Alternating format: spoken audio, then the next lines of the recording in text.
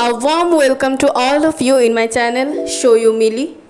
আজ আমি তোমাদের সাথে শেয়ার করতে চলেছি বাঁকুড়ার গোপীনাথপুর সংলগ্ন বোলতলার পঞ্চরাত্রি ব্যাপী হরিনাম সংকীর্তনের কিছু দৃশ্য। প্রতি বছর যার সূচনা হয় বৈশাখ মাসের সংক্রান্তি থেকে এবং অন্তিম ঘোষণা হয় চৌঠা জ্যৈষ্ঠ। আমি এই ভিডিওটার মধ্যে পুরো মেলাটাই তুলে ধরার চেষ্টা করেছি।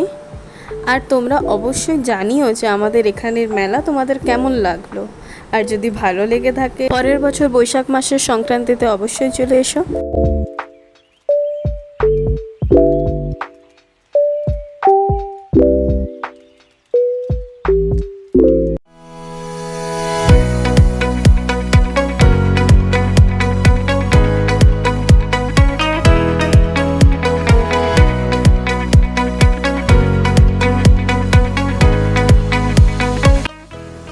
এই উৎসবের মূল আকর্ষণ হলো গৌরনিতাই দর্শন।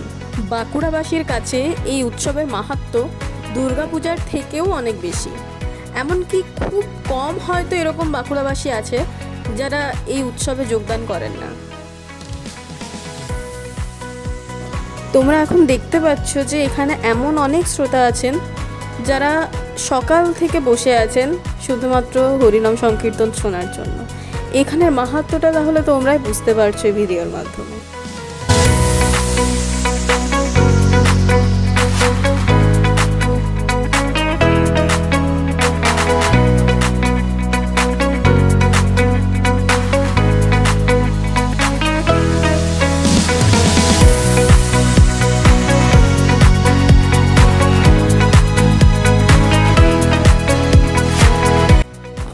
এত বড় অনুষ্ঠান, এত বড় উৎসব, অথচ হনুমানজি থাকবেন না, তা কি করে হয়?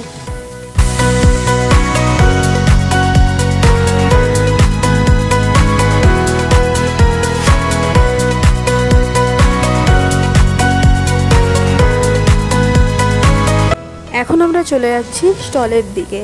চলো দেখিনি তাহলে কি কি স্টল বসেছিল সেদিন। আর হ্যাঁ, তোমাদেরকে তো এই কথাটা বলাই হয়নি, এটা ছিল জাগরণের দিন, মানে সব থেকে শেষ দিন। এখন তোমরা দেখতে পাচ্ছ যে এখানে বিভিন্ন ধরনের জুয়েলারির জন্য স্টল বসেছে, আইসক্রিম, ফুচকা, কোল্ড ড্রিঙ্কস, আরও অনেক কিছু। একটা ছোট গোলমাল আমি করে ফেলেছি যে এই রাস্তাটার ভিডিওটা করা হয়নি। আমি ভেবেছিলাম যে ভিডিও হয়েছে, কিন্তু পরে আর আমি পাইনি। তো আমি বলে দিচ্ছি, এখানে ছিল বিভিন্ন ধরনের চপ, বাইরের থেকে এসেছিল, এবং বাচ্চাদের আনন্দ করার জন্য খেলনা গাড়িতে চাপানোর ব্যবস্থা ছিল। তবে রাস্তার শেষে শাকচুন্নির ভিডিওটা নিতে কিন্তু ভুলিনি। পুরো বোলতলা এলাকাটা এত সুন্দরভাবে সাজানো হয়েছিল যে সত্যিই চোখ ধাঁধানো। এমনকি তোমরা পুকুরটাও দেখতে পাচ্ছ যে তারা সাজাতে বাদ রাখেনি। এইখানটা আমি বুঝতে পারলাম না যে কী জন্য হয়েছিল, হয়তো সেলফি জোন, কারণ আমি দেখলাম যে সবাই এখানে দাঁড়িয়ে খুব সুন্দর সুন্দর ছবি তুলছিল, রিলস বানাচ্ছিল। এবার চলে আসি কিছু শিক্ষামূলক ঘটনা নিয়ে। এখানে দেখানো হয়েছে যে যদি বাবা মা সবসময় ফোনে থাকেন তাহলে বাচ্চার অবস্থাটা ঠিক কী হয়। এবার আমরা চলে যাব সাংস্কৃতিক অনুষ্ঠানের দিকে।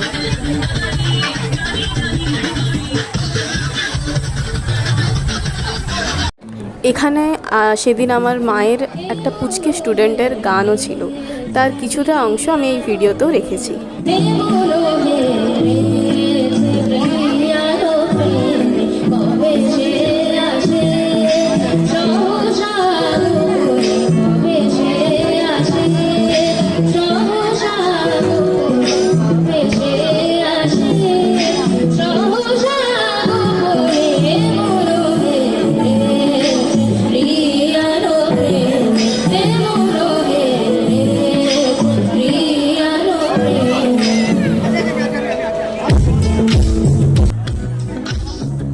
সমস্ত মানুষজন কতটা ধৈর্যের সাথে, কতটা আগ্রহের সাথে এই গান শোনার জন্য বসে আছেন তা তোমরা সবাই দেখতে পাচ্ছ। এটা কি আর আমার বলতে বাকি থাকে?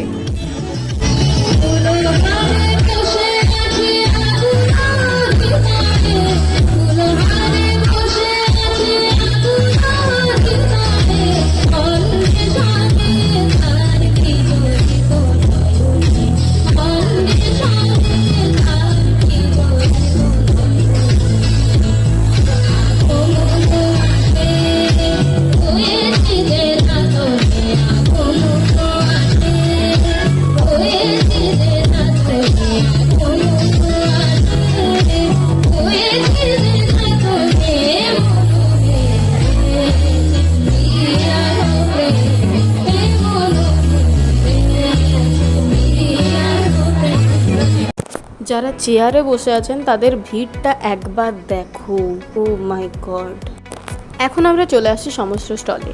এখানে স্টল আছে সমস্ত রকমের, সমস্ত ধরনের, যেমন তোমরা প্রথমেই দেখতে পেলে যে এখানে শুরু হয়েছে বই দিয়ে, তারপর আইসক্রিম, কাঠি আইসক্রিম, বিস্কিট আইসক্রিম, নানা ধরনের খাবার, স্ন্যাক্স, পপকর্ন, ডিনারের কিছু, আর এখানে দেখতে পাচ্ছ যে অনেক ধরনের খেলনা রয়েছে, বেলুন, নানা ধরনের আইসক্রিম, আরও রয়েছে লস্যি, পেপসি, আরও অনেক কিছু।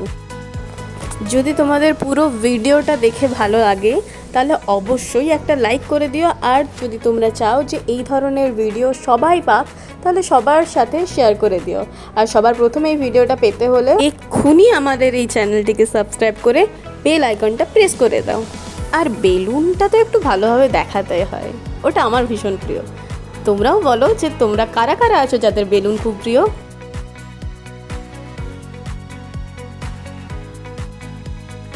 এবার আসি বিষ্ণু মন্দিরের কাছে। গোপীনাথপুরের এই বিষ্ণু মন্দির খুবই বিখ্যাত। হ্যাঁ, আজ আমরা বিষ্ণু মন্দিরের ভেতরে যাব না ঠিকই, কিন্তু বাইরের থেকে তো দেখতেই পারি। আর তোমাদের এই ভিডিওটা কেমন লাগছে, পুরোটা দেখে কেমন লাগলো সেটা আমাকে কমেন্টে জানাতে ভুলো না কিন্তু। দাঁড়াও, মেলা এখানে শেষ হলো, পুরো ভিডিও কিন্তু শেষ হয়নি, এখনও বাকি আছে আসল আকর্ষণ, ধুলাট।